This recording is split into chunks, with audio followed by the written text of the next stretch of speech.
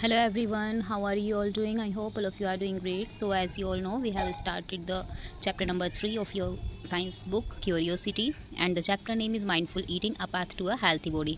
In the previous video, we have done the half part of this chapter's explanation, and this is the part number 2.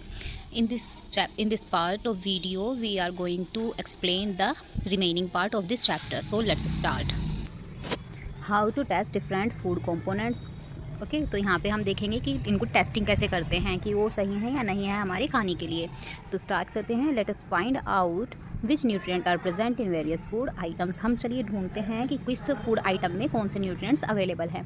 Some nutrients like starch. Starch क्या होता है? A type of carbohydrate. Okay, fat and protein can be detected using fairly simple test. कुछ nutrients जैसे कि starch को हम simple से step से पता कर सकते हैं, while others can be detected only in a well equipped laboratory. जबकि कुछ न्यूट्रिएंट्स ऐसे होते हैं जिनके जो डिटेक्शन होती है वो एक लेबोरेटरी में ही हो सकती है। Let us explore how we can detect the presence of starch, fat and protein in some food items. तो चलिए देखते हैं कि हम स्टार्च, फैट और प्रोटीन को कैसे टेस्ट कर सकते हैं कि वो फूड आइटम्स में है या नहीं है। तो टेस्ट फॉर स्टार्च, स्टार्च के लिए हम कैसे टेस्ट करेंगे? एक्टिविटी दी हुई है, देखते हैं क्या है। Take a small quantity of the food item such as a slice of potato, cucumber, bread, some boiled rice, boiled gram, crushed peanuts, oil, butter and crushed coconut. तो आप थोड़ी थोड़ी सी क्वांटिटी में ये इस तरह के आइटम्स लीजिए, जैसे पोटैटो ले लिया, खीरा ले लिया, ब्रेड ले लिया है ना, उबले हुए चावल, उबले हुए चने या मूंगफली, तेल, ठीक है, इस तरह की चीज़ें ले। You can take other food items too for testing, या फिर आप जो भी आपको टेस्ट करना हो वो आप उसमें ले सकते हैं। Place a small piece of each item on a separate dish. Okay, अब ये स्मॉल पीस हर आइटम का इसमें से छोटे छोटे से जो पार्ट्स लिए हैं आपने एक अलग अलग प्लेट में रख लेते हैं with the help of a dropper. अब एक ड्रॉपर की हेल्प से 2-3 बूंदें आयोडीन के सॉल्यूशन की हर फूड आइटम पर डालिए। ऑब्जर्व कीजिए कि क्या उनके कलर में कोई चेंज है। हैव दे टर्न ब्लू या ब्लैक, क्या वे ब्लू या ब्लैक हो गए हैं? और अपनी ऑब्जर्वेशंस को टेबल 3.3 दी हुई है उसमें रिकॉर्ड करना है। A blue black colour indicates the presence of starch. अगर वो ब्लू या ब्लैक हो जाता है तो इसका मतलब है कि उन फूड आइटम्स में स्टार्च है। Let us investigate for the fats. अब हम फैट्स का कैसे पता लगाएंगे? अभी हमने जो एक्टिविटी की थी उसमें स्टार्च के बारे में पता किया था कि स्टार्च कैसे पता लगाते हैं किसी भी फूड आइटम में। अब हम फैट्स का पता लगाएंगे। तो इसके लिए क्या करना है? Take a small part of food items that you tested for the presence of the starch. अब जो स्टार्च के लिए फूड आइटम्स लिए थे उसमें से थोड़े थोड़े से पार्ट्स और ले लीजिए। Place each food item on a separate piece of paper और in a dish. Wrap the paper around the food and press it. अब देखिए आपको क्या करना है कि जो पेपर है उसमें हर पेपर में आपको अलग अलग फूड आइटम रखना है और फिर उस पेपर को रैप कर देना है उस फूड आइटम पे। Be careful not to tear the paper. सावधान रहें कि पेपर फटे नहीं। If a food item contains a little water, अगर फूड आइटम में हल्का सा पानी होगा तो पेपर सूखा रहेगा। Does the paper develop an oily patch, क्या पेपर में कुछ ऑयली पैच है? Would do you think in the reason for this patch, आपको क्या लगता है कि ये पैच क्यों है? इफ़ ऑयल और butter is present in the food item it leaves an oily patch on the paper. अगर आपके फूड आइटम में हल्का सा भी ऑयल या बटर है तो ये पेपर पर ऑयली पैच छोड़ देता है, और अगर वाटर है तो वाटर तो सूख जाएगा थोड़े टाइम बाद, है ना। तो इसलिए हमने यहाँ पर पेपर को ड्राई होने के लिए रख दिया था। Now hold the paper against light. अब जो पेपर है उसको लाइट के पास देखिए। Can you see the light faintly shining through this patch, क्या आपको लाइट चमकती हुई दिखाई दे रही है?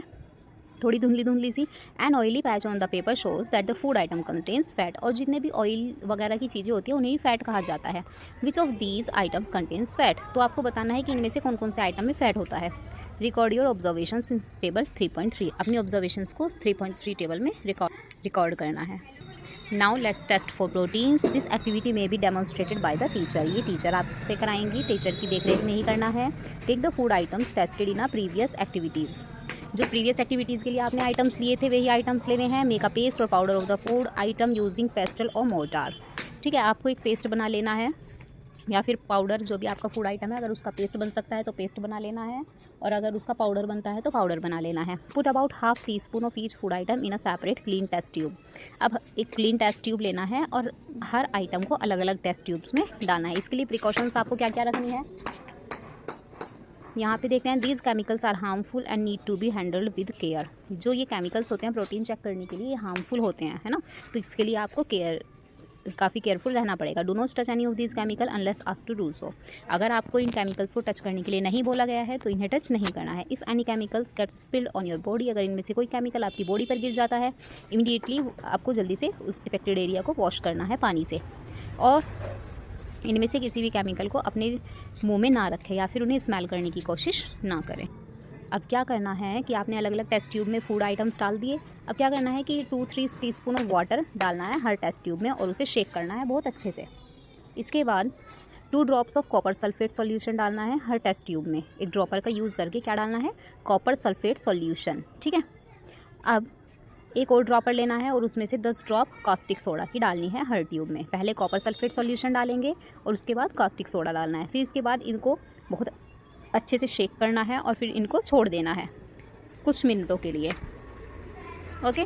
इसके बाद अब आप देखेंगे यहाँ पे टीचर कर रही है, ये देखिए इनके पास ब्रेड हैं, राइस हैं, पीनट्स हैं, पीस है, सोयाबीन है। पहले कॉपर सल्फेट डाला और फिर उसके बाद कास्टिक सोडा डाला।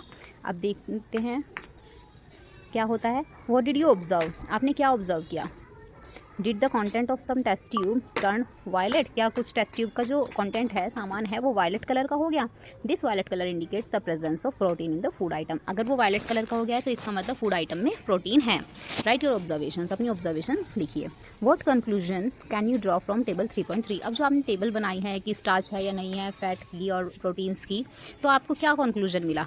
Which food item show the presence of more than 1 nutrient, किस फूड आइटम में एक से ज़्यादा न्यूट्रिएंट्स मिले हैं। Which food item show the presence of both proteins and fats, और किस फूड आइटम में प्रोटीन और फैट दोनों थे। पीनट्स में दोनों हैं, प्रोटीन भी है और फैट भी है। This indicates that any food which we eat may contain multiple nutrients. तो इससे हमें पता चलता है कि काफ़ी सारे ऐसे फूड आइटम्स होते हैं जिनको हम कंज्यूम करते हैं, उनमें मल्टीपल न्यूट्रिएंट्स हो सकते हैं। If there a food item that lacks any of these nutrients, क्या कोई ऐसा फूड आइटम भी है जिसमें जो इनमें से कोई भी न्यूट्रिएंट नहीं है। Which of these food do you consume daily, और इनमें से कौन सा फूड है जो आप डेली कंज्यूम करते हैं। Try to find out other foods that are good source of starch, fat and proteins. कुछ ऐसे ही दूसरे फूड्स भी ढूंढिए जो स्टार्च, फैट और प्रोटीन के अच्छे सोर्स होते हैं। अब देखिए यहाँ पे ये टेबल दी हुई है, इस टेबल में फिलअप करना है। जो भी आप टेस्ट करेंगे उन सबको यहाँ पर फिल कीजिए। आगे देखते हैं बैलेंस्ड डाइट। बैलेंस्ड डाइट किसे कहते हैं। Are nutritional requirements the same for everyone, क्या जितनी भी न्यूट्रिशनल रिक्वायरमेंट होती है वो सबके लिए सेम होती है। नहीं।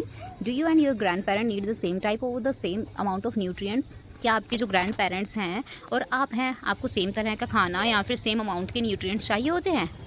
Requirement of type and amount of nutrients in a diet may vary according to age, gender, physical activity, health status, lifestyle and so on। तो आपके फूड में कितने न्यूट्रिएंट्स होने चाहिए, उनके टाइप्स और उनकी अमाउंट आपकी एज, जेंडर, आप क्या काम करते हैं या फिर आपकी हेल्थ कैसी है, इस सब के अकॉर्डिंग चेंज होते रहते हैं। तो आगे देखते हैं। लेट अस फाइंड आउट में you have listed food consumed by you during the week in activity 3.1। तो एक्टिविटी जो 3.1 वाली टेबल थी जिसमें संडे, मंडे, ट्यूसडे में आपको लिस्ट करने थे अपने फूड कि आपने क्या क्या कंज्यूम किया है पूरे वीक में। अब उसके ऊपर देखते हैं check whether your food contains all the nutrients. तो चेक कीजिए कि आपके फूड में सारे के सारे न्यूट्रिएंट्स मौजूद हैं and other essential component necessary for growth, और ग्रोथ और डेवलपमेंट के लिए जो दूसरे ज़रूरी पोषक तत्व होते हैं क्या वो आपके फूड में है। इफ़ नॉट, अगर नहीं है, चेक विच न्यूट्रिएंट्स और other food components needs to be added. तो आपको चेक करना पड़ेगा कि आपको कौन कौन से फूड कंपोनेंट्स उसमें ऐड करने की ज़रूरत है जिसमें सारे न्यूट्रिएंट्स हों। A diet that has all essential nutrients, एक डाइट जिसमें सारे न्यूट्रिएंट्स होते हैं, roughage and water in the right amount for proper growth and development of the body is known as a balanced diet। तो वो diet जिसमें सारे ज़रूरी nutrients, vitamins, carbohydrates, carbs, fat, roughage या फिर वाटर सही मात्रा में होते हैं आपकी ग्रोथ और डेवलपमेंट के लिए, तो उसे ही बैलेंस्ड डाइट कहा जाता है। What changes would you make in your diet to make it a balanced diet. तो आप बताइए कि आपको अपनी डाइट में जो आपने चार्ट बनाया था उसमें जो लिखा था उसमें क्या क्या चीज़ें ऐड करनी पड़ी और क्या क्या चीज़ें हटानी पड़ी आपको एक बैलेंस्ड डाइट बनाने के लिए। अब यहाँ पर देखिए एक्टिविटी 3.9 है, इसमें read the nutritional information given below for a packet of potato wafers and a packet of roasted चना शोन हियर। तो यहाँ पे ये रोस्टेड चना दिया हुआ है और यहाँ पोटैटो वेफर्स। तो आप कोई भी सामान खरीद के लाते हैं ना, तो उसके पीछे की तरफ आप पैकेट को पलट कर देखिए, उसके पीछे न्यूट्रिशनल इन्फॉर्मेशन दी हुई होती है कि उसमें कितना क्या क्या सामान है। ठीक है, तो यहाँ पे देखिए जो पोटैटो वेफर्स है इसमें एनर्जी है 536 kcal कैलोरीज, ओके।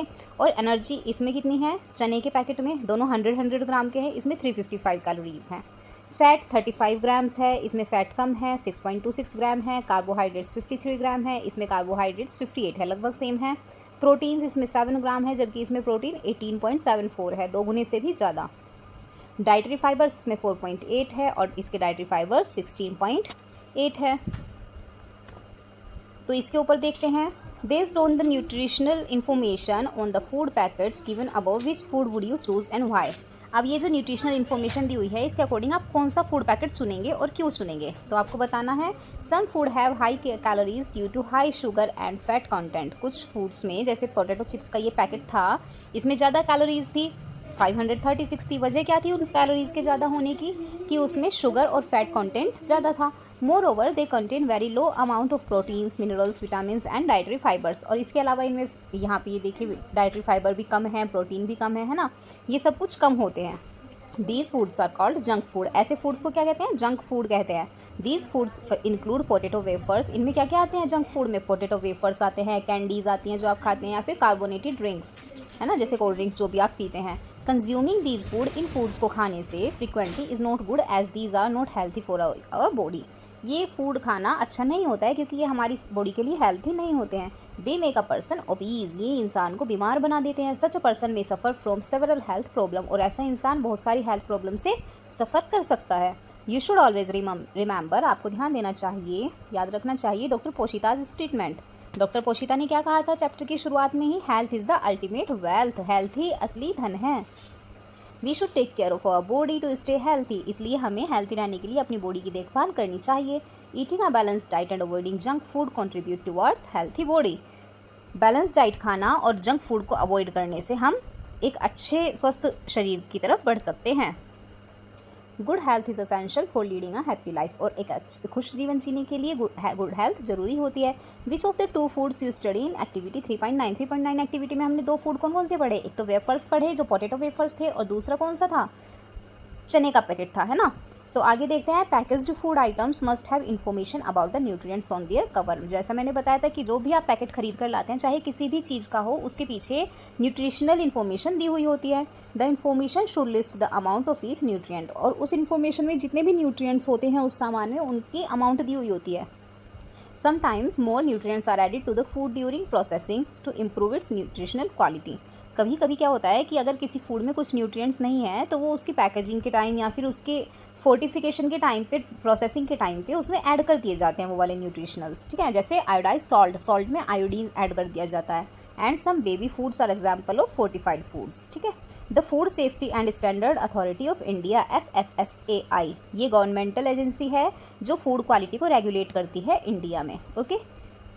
आप किसी भी खाने का सामान लेके आएंगे तो उसके ऊपर ये वाला साइन जरूर बना हुआ होगा, FSSAI का, ओके। तो चलिए आगे देखते हैं, millets, nutritional rich cereals. You may have heard of jowar, bajra, ragi and सानवा। आपने कभी अपने दादी माँ से या फिर किसी और से सुना है जवार, बाजरा, रागी एंड सानवा के बारे में। These are the native crops of India, ये इंडिया की नेटिव क्रॉप्स हैं। These can be easily cultivated in different climatic conditions, और ये कल्टिवेट हो सकती हैं, आराम से उगाई जा सकती हैं अलग अलग क्लाइमेटिक कंडीशंस में भी। These highly nutritious grains are also called millets, इन्हें क्या कहा जाता है, मिलेट्स कहा जाता है। Have you ever had food items made from these millets, क्या आपने कभी इन मिलेट्स से बने हुए सामान खाए हैं। Millets are small sized grain, छोटे छोटे साइज के ग्रेन होते हैं, अनाज होते हैं। And have been an integral part of the Indian diet for centuries, और भारत में सदियों से खाने का पार्ट रहे हैं।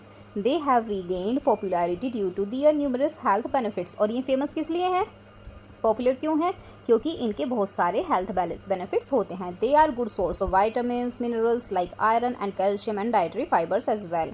इनमें क्या क्या होता है, विटामिन्स होते हैं, मिनरल्स होते हैं जैसे आयरन और कैल्शियम, और डाइटरी फाइबर्स भी होते हैं। That is the reason why they are called nutri cereals, और इसी वजह से इन्हें न्यूट्री सीरियल्स कहा जाता है।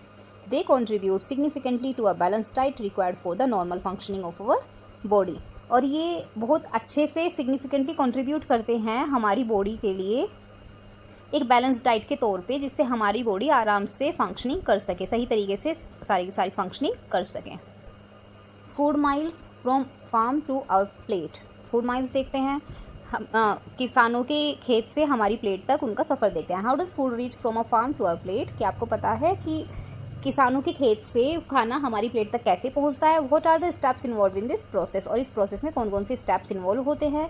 Who are the people involve in this process? और इस प्रोसेस को कौन लोग करते हैं? Do you know how much time and efforts is required to get the wheat flour once seed grains germinate in the farm? क्या आपको पता है कि आटा बनाने में कितना टाइम लगता है एक बार जब दाने निकल जाते हैं? Let us look at figure 3.10 to understand the entire process of making the chapati that we eat. तो चलिए, जो फिगर दी हुई है ये 3.10, इसको देखिए, इससे आप समझ जाएंगे कि आपकी प्लेट में जो रोटी है वो बनने में कितना टाइम लगता है। तो यहाँ पे देखिए, सबसे पहले क्या होता है, फार्मर्स ग्रोइंग व्हीट। सबसे पहले क्या होता है कि जो फार्मर होते हैं वो गेहूं को बोते हैं। ये यहाँ पे बो रहे हैं, है ना, यहाँ पे इन्होंने बो दिया इसको। इसके बाद यहाँ पे ये गेहूं पक गए हैं। आपने देखा होगा खेतों में येलो कलर की पूरी फसल हो जाती है। जब गेहूं पक जाते हैं तो वो येलो कलर के हो जाते हैं। फिर यहाँ से थ्रेशिंग कर रहे हैं, यानी कि जो पौधे थे उनमें से गेहूं को निकाल रहे हैं, है ना, विनोइंग कर रहे हैं। फिर इन ग्रेन्स को, जो ग्रेन निकल गए, उनको स्टोर किया जाएगा। स्टोर करने के बाद ग्राइंडिंग की जाएगी और फिर पैकेजिंग की जाएगी। पैकेजिंग के बाद वो आपके आसपास की दुकानों तक आएगा आटा। आटे के बाद फिर घर पे आपकी मम्मा उनसे रोटी बनाएंगी। Okay, story of chapati from farm to plate. तो आप अंदाज़ा लगा सकते हैं कि कितना टाइम लगा है। अब देखिए, कम से कम 2 से 3 महीने यहाँ पर लगते हैं। 2 से 3 महीने के बाद लगभग 15 दिन यहाँ पर लगेंगे। 2.5 महीने हो गए। फिर स्टोरेज किया जाएगा, 15-20 दिन इसमें भी लगा लीजिए, 3 महीने। फिर यहाँ पर लगभग 4-5 महीने लगते हैं फार्म से और हमारे घर तक आटा आने में। ओके, आगे देखते हैं। The entire distance travelled by a bag of wheat और any other food item from the producer to the consumer is known as its food miles. तो पूरी की पूरी डिस्टेंस एक बैग ऑफ व्हीट या फिर किसी भी दूसरे खाने को प्रोड्यूसर के यहाँ से कंज्यूमर के यहाँ तक आने में जो भी टाइम लगता है या डिस्टेंस लगती है उसको फूड माइल्स बोलते हैं। Reducing food miles is important because it helps to cut down the cost and pollution during its transport. अगर फूड माइल्स कम हो जाएंगे तो उससे क्या होता है कि जो पोल्यूशन होता है ट्रांसपोर्ट के दौरान वो कम हो जाएगा। It help support local farmers, और इससे हमारे जो लोकल फार्मर्स हैं उनको भी सपोर्ट मिलता है अगर हम लोकली कोई भी सामान खरीदेंगे तो। And it also keep our food fresh and healthy. और जब हम लोकल से सामान खरीदेंगे तो क्या होगा, हम फ्रेश फूड खरीद सकते हैं उनसे, और जो हेल्थी भी होता है। Many people waste food leaving it unconsumed on their plates. बहुत से लोग ऐसे होते हैं, शायद आप भी कभी कभी ऐसा करते होंगे कि अपनी प्लेट में खाना छोड़ देते हैं। One must remember the time and efforts put by our farmers and other community members in getting the food from the farm to our plate.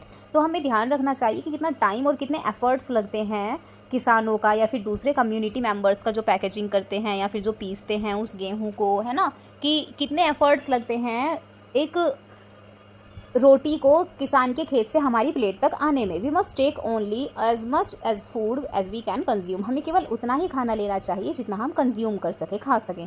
It would reduce food wastage. इससे क्या होगा कि food wastage कम होगी। Try to find the timeline for the various process involve in getting the food from farm to plate. जैसे मैंने बताया कि गेहूं के लिए लगभग 4-5 महीने लग जाते हैं, तो ऐसे ही आप अलग अलग जो अनाज होते हैं या फिर दूसरे फूड आइटम्स होते हैं उनसे पता लगाने की कोशिश कीजिए कि किसी भी फूड आइटम को फार्म से हमारी प्लेट तक आने में कितना टाइम लगता है। Okay, eat healthy, share and respect food, support local producers.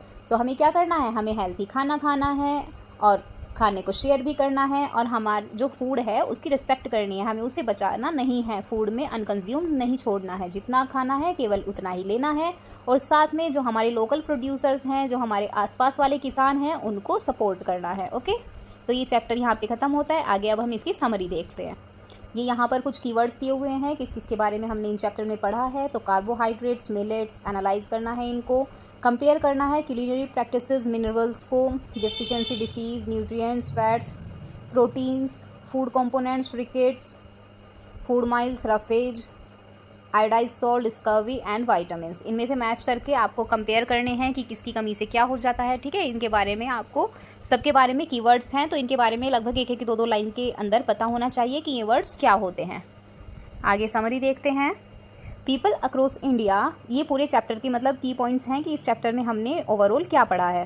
People across India eat diverse type of food containing various food components. तो भारत में अलग अलग जो लोग होते हैं, मतलब अलग अलग रीजन के लोग अलग अलग तरह का खाना खाते हैं सब लोग, ठीक है, जिनके फूड में अलग अलग फूड कंपोनेंट्स होते हैं। चॉइस ऑफ फूड में vary according to the cultivation of food crops in a region, taste preferences, culture and tradition and so on.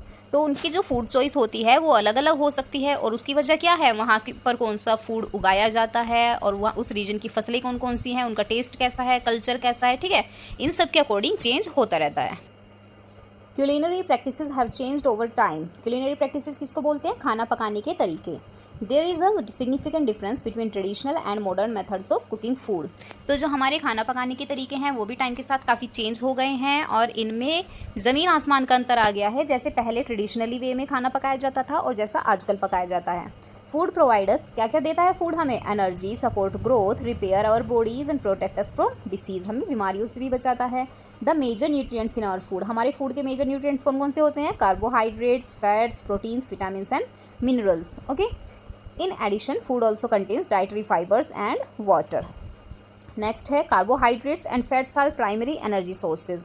Carbohydrates और फैट्स क्या होते हैं, प्राइमरी एनर्जी सोर्स होते हैं, while proteins our body building nutrients. ये आपको याद होने चाहिए कि प्राइमरी एनर्जी सोर्स कौन से होते हैं, बॉडी बिल्डिंग न्यूट्रिएंट्स कौन से होते हैं, ठीक है, इस तरह से। Vitamins and minerals strengthen our body, protect us from infection and keep us healthy. Vitamins और मिनरल्स क्या करते हैं, ये हमारी बॉडी को मजबूत बनाते हैं और हमें इन्फेक्शन से या फिर बीमारियों से बचा कर रखते हैं।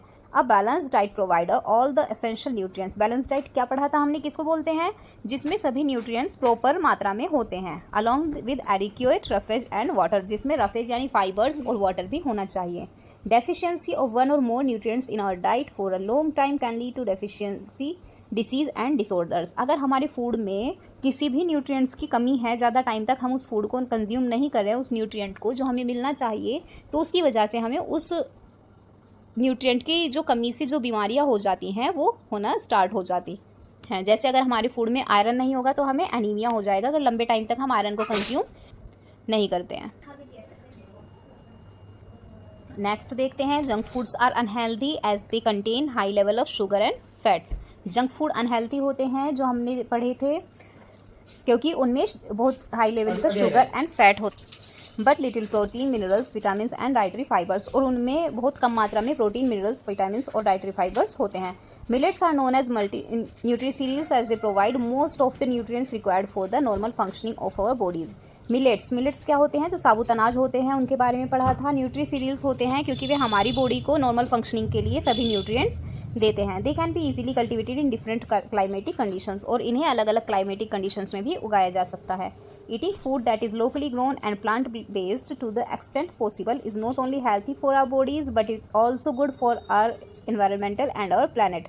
ऐसे फूड्स जो लोकली उगते हैं और प्लांट बेस्ड होते हैं, पेड़ पौधों वाले जो फूड होते हैं, हमें उन्हें खाना चाहिए, क्योंकि इनसे हमारी बॉडी हेल्थी रहती है और इससे हमारे इन्वायरमेंट और हमारे प्लैनेट पर भी अच्छा असर पड़ता है। The distance travelled by a food item from the place of its production to the consumer is called food miles. Food miles किसे कहते हैं, from farm to plate, farm से हमारी प्लेट तक आने में जो डिस्टेंस ट्रेवल की जाती है किसी भी फूड आइटम के द्वारा, उसको कहते हैं food miles. We must aim to minimise food miles, और हमें कोशिश करनी चाहिए कि फूड माइल्स मिनिमाइज हो। We should never waste food and only take as much as we can consume. हमें कभी भी खाना वेस्ट नहीं करना चाहिए और केवल उतना ही लेना चाहिए जितना हम कंज्यूम कर सकें। So with this we have done the chapter number 3 explanation. If you guys have seen the previous video of the explanation part 1, then please tell us how was the video. If you have not, please go through the links given in the description box. I think that you are liking our videos. If you are doing so, please like, share and subscribe our channel. Thank you.